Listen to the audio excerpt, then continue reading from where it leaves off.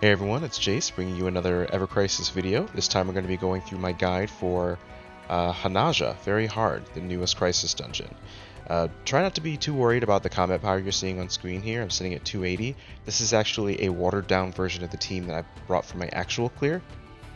Here's the team that I brought for my actual clear, and I'm going to show on screen a clip of what this team was doing to the final boss of the Crisis dungeon.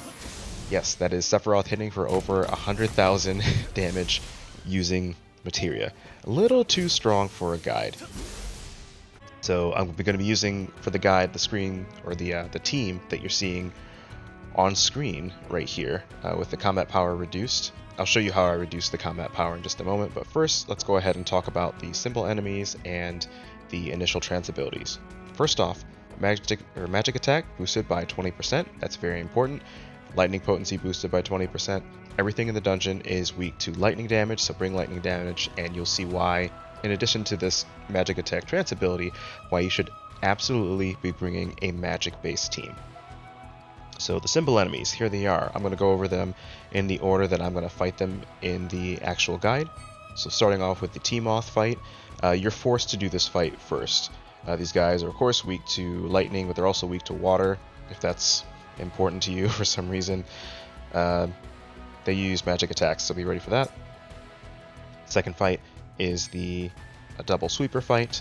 They are resistant to physical damage and take normal damage from magic attacks. So again, one reason you want to bring magic, in addition to all the other ones that you're going to see as I go through this. They inflict physical defense down, and they do have an X sigil break phase. It's not a lot of sigil breaking that needs to happen, but just be ready for that. Third fight is going to be the Bloody Worm fight. I hate these guys so much. They buff themselves with physical attack, 3 stacks, so you want to bring something to handle that. I'm just going to be handling that with Debrave Materia, as you'll see later, as well as Red 13's Limit Break. They also inflict water resistance down, which is important because their AoE attacks are water-based, if I'm not mistaken. They also inflict Fatigue, so another reason not to bring a physical-based team. If you're relying all on magic damage, then it doesn't matter if they get hit with Fatigue, because you can still do all the damage you need to do. If you're bringing something to lower physical attack that relies on dealing physical damage in order to apply that debuff, just know that these guys inflict Fatigue, so that's going to make it harder to debuff the enemies with that specific command ability. So keep that in mind. It shouldn't affect a Debrave, but it will affect something like Matt's Slick Beetle or Tifa's Leather Gloves abilities. Fourth fight that we're going to do is the Airbuster, and he is flanked by 2 of these Guard Hounds. So the Guard Hounds are weak to ice and lightning, but I mean, just bring lightning. They inflict physical defense down, which is important because the Airbuster here does a very strong AoE physical attack against your party, and also debuffs your physical and magical defense. So I would bring something to counteract physical defense down on your team. You'll see how I handle that with the team that I bring in, but just a heads up. Also weak to thunder, resistant to fire and earth. And last but not least, we have the Mole Crawler, weak to thunder just like everything else. This guy is resistant to physical attacks like many other enemies in the dungeon, so you want to bring magic. And it also inflicts magic defense down, so if you're not going to be able to kill it before it gets its blazing ray off, you might want to think about a way to raise your team's magic defense. Alright, so those are the simple enemies. Let's go ahead and get into my team setup. My main DPS is Sephiroth. He's rocking the Kuja's attire here. In the main hand, he's got Edge Wings at OB9. In the offhand, he's got Shinra Blade at OB10. He's bringing the Judgment Bolt at level 5. For Materia, this is just a stat stick. It's a pretty strong stat stick, bringing 8% magic attack. The main way that Sephiroth's going to be dealing damage throughout the Crisis dungeon is with this 4-star Thundara. And then we have a 4-star X Ruinra for sigil breaking, of course. Subweapon singular, is just going to be Mithril Katana 0 at OB10. The lack of subweapons here is one of the ways I'm going to be lowering my team's strength to make the guy a little bit more relatable. Here are Sephiroth's stats, but if you want to see his R abilities, I'll put them on screen here as well. Next up is Matt. Matt is rocking Aben's white coat for his gear, HP and healing. He's main-handing Centipede, for AoE healing and physical defense, and in his offhand we have the Syringe Rapier, so even more AoE physical defense, but also magic defense. For his limit break, he's bringing Vanquishing X. This is primarily to wipe the physical attack buff off of the worms, which I will not do correctly in the guide. We have a Debrave also for the worms. We have a 4-star Thundara for damage, and then a 5-star Kira for single target healing. For Matt's sub-weapons, we have Aerith's Guard Stick, and we have Yuffie's 4-point Shuriken. He does not have a third sub-weapon equipped, again to lower his power a little bit. Here are his stats on the left there, but if you want to see his R abilities, here they are on screen now. And last but not least, we have Red 13, who's rocking the Canyon Duds, so that's HP and debuff Mastery, in case you guys haven't seen that. In his main hand, he's got the Seaside Collar at OB6, so he's going to be able to put a high tier lightning resistance down on enemies with just one button press. In his offhand, he's got the Canyon Collar, so that'll allow him to lower enemies' magic defense by 2 tiers. For his limit break, we're rocking Sled Fang. First materia is just a 3-star Debrave. Second materia is a 4-star Thundara. And his third is an X Ruinra. Edged Wings on Sephiroth and the Seaside Collar on Red 13 have an X Sigil boost here in the 3rd slot, so just keep that in mind if you're wondering how I'm breaking things so quickly. For Red 13's single sub-weapon, we have the CC Alloy Sword from Sephiroth. You can see Red 13 stats there, but also here are his R abilities if you are interested. So, that's the team. Let's go ahead and get into the run.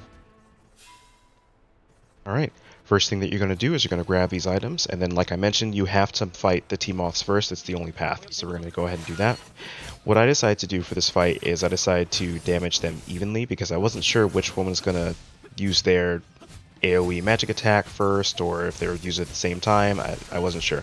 So I target the left one first with the plan of switching over to the right. Throughout this portion of the fight, they're going to be peppering your team with a mix of magic attack and physical attacks, so it doesn't hurt to try and address both with some buffs. The one on the left started charging its ultra high volume first, so I go ahead and kill it off, and since the one on the right is almost dead, we can go ahead and finish that one too. And that is the end of the fight. 61,000 points after a 65-second fight, and for the trance ability, we'll take the magic attack at the expense of physical attack because we've brought an all magic team. We'll grab this item and we'll have our first random encounter. Now for these giant worms, there's a little bit of tech that you can do with them. So you can see by their body language when they're about to do their single target nuke on one of your characters, and you can swap to defensive stance for it. That just makes things a little bit easier, so you see me do that twice. I'm not sure if I actually got the first one, but got the second one, and the dog's going to die just fine. For the second boss, we're going to go ahead and fight the Sweepers. So the first thing that's going to happen is the one on the left is going to use an AoE physical attack against your party, so I mitigate that a little bit with Red 13's Limit Break as well as an AoE physical defense buff from Matt. If you can just kill the one on the left before it gets the stomp off, even better. I didn't manage to pull that off. I probably could have, but I misplayed a little bit. That sigil phase there, you want to break it because it gets a pretty strong defense buff to both physical and magical attacks, so you can't really damage it while it's got the shield up, so just go ahead and break the sigil phase there, and then you can finish it off. Same thing with the other one there. And that's the fight, just hit it till it's dead. 61,000 points, 53-second fight. For the trance ability, strongly recommend taking the physical defense. It's going to help out with the next 2 fights a great deal. We're going to go ahead and fight the worms next. And the worms are right off the bat going to apply fatigue to your entire party, as well as 3 tiers of physical attack down. Now, I've stressed so many times to bring a magic attack party, so if you've done that, you don't have to worry about the fatigue or the physical attack down. When it's going to go into Diving Splash, each worm will buff itself with 3 tiers of physical attack up, and you can address that with Debraves or any other way of removing physical attack buffs. I completely screwed up the order in which I was planning to do this. What I wanted to do was remove physical attack on the first one on the right here with Debraves, and then swap to the left, and then use Limit Breaks to remove the physical attack buff with Matt, apply a physical attack debuff with Red, and then just, Ramu does damage. I totally messed it up. I wasn't thinking. but we're going to be just fine. We can still clear off the debuff with D-Braves, or clear off the buff with D-Braves, and we have, thanks to that physical defense buff and physical defense transability and the physical defense buff for Matt, we're able to survive just fine and heal up.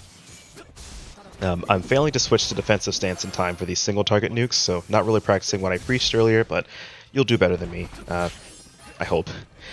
If you don't kill the one on the right fast enough, it'll go into a sigil phase, and you can actually end that sigil phase by just killing the enemy. So you can either break the sigils, of course, but if you kill it, it'll end the sigil phase and give you the whole, like, you know, extra time to attack the enemy, fills up your gauge, you get ATB faster, the whole thing. So that's one strategy that you can take. If you kill it too fast, you don't get to do that. That's what happened for me. Left one is going to go into a sigil phase, just break it. This will give you an opportunity to heal up, maybe apply a physical attack down to it, I believe. Because I think if you do that, it doesn't go straight to 3 tiers of physical attack up, it just increases whatever level of physical attack that it's at by 3, so you can actually debuff it ahead of time. I decided not to worry about the buff because I could just kill it. 50,000 points after a 2 minute and 13 second fight, and for the trance ability, I'm definitely not lowering my defense. I didn't have any attack up buffs, so I took the healing and fire resistance. Now going into the Airbuster fight, I buffed my whole party's physical defense with guard jellies, put a magic jelly and a thunder cocktail on Sephiroth, and went into the fight. My plan here was just to lower the boss's lightning resistance and then kill the adds just using Ramuh. I went ahead and used Vanquishing X and Sledfang because I figured they'd be up again later if I needed them, and just wanted to go ahead and boost the damage of the Ramuh summon. So, adds are gone, and we've taken a decent chunk out of the boss. Now, the boss is going to do a pretty strong AoE physical attack against your party, and this is one of the reasons I said to take the physical defense trance ability, and why I'm applying the guard jellies to my party for this boss fight. If I hadn't done both of those things, there's a good chance my party could have died there. This boss hits pretty hard. But since we were ready for it, we buffed our physical defense with Matt, used the guard jelly, took the physical defense trance ability, we're able to survive it just fine. I'm sitting here pulling ATB on red just for the next fight. 61,000 points after a 44-second fight, and for our trance ability, we've already killed the worms, and the worms are the boss that deal water damage, so we don't need water resistance, and we're free to take the lightning potency at the expense of water resistance. Now going into the last boss fight, I use Magic Jelly, Thunder Cocktail on Sephiroth, and a Cottage. I'd completely forgotten about this add-on fight, otherwise I would have waited until this add-on fight was over to do all the buffing, or specifically the Cottage, but it's fine. And I actually ended up not needing the Cottage, because you're going to see how much damage we're able to do to this boss. So with Red 13, I've applied his lightning resistance down, his magic defense down from Canyon Collar, and Sephiroth is chunking the boss for 55,000 damage just with a Thundara materia. So we're hitting really, really hard. We'll buff our physical defense with Matt just because the boss is going to be hitting us with some AoE physical attacks. If you don't deal enough damage, he'll go into a cooldown phase where he lowers his own magic defense, but we're moving a little bit quickly.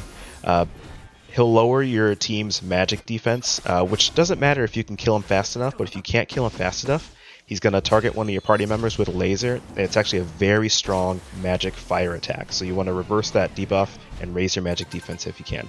Or you can just kill him. 61,000 points after a 48-second fight, bringing us to the end of the guide. So thank you for watching. If you enjoyed, like and sub, and I'll see you next time.